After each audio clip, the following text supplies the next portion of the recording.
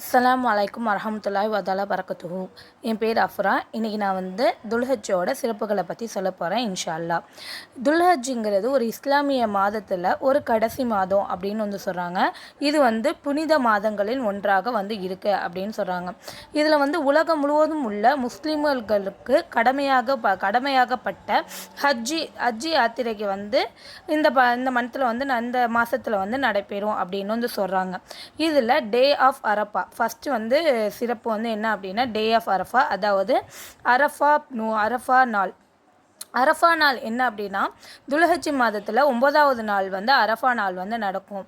இதில் ஹஜ்ஜி செய்ய போகிறவர்களுக்கு ரொம்ப முக்கியமான நாள் அப்படின்னு சொல்கிறாங்க.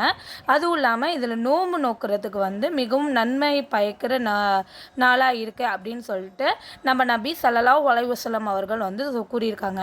இது ஒரு சுன்னத்தான செயல் அப்படின்னு சொல்கிறாங்க.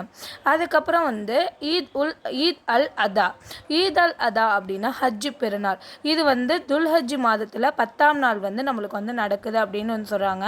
இதில் ஹஜ்ஜு முடிவரை நேரத்தில் கொண்டாடப்படும் பெருநாள் அப்படின்னு சொல்கிறாங்க.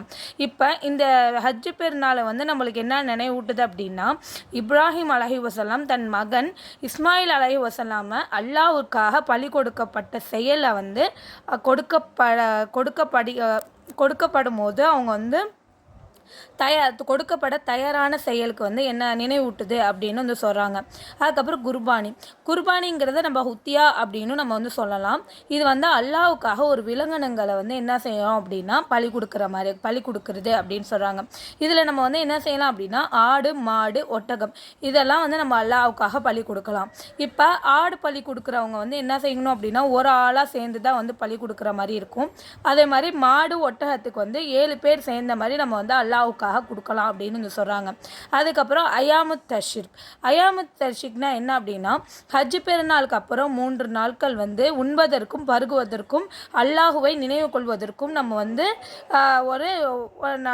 அல்லாஹ் நினைவுபடுத்துவதற்காக உள்ள நாள் அப்படின்னு சொல்கிறாங்க. அஸ்ஸலாமு அலைக்கும் வரஹ்மத்துல்லாஹி வதஆலா பரக்கத்துஹு.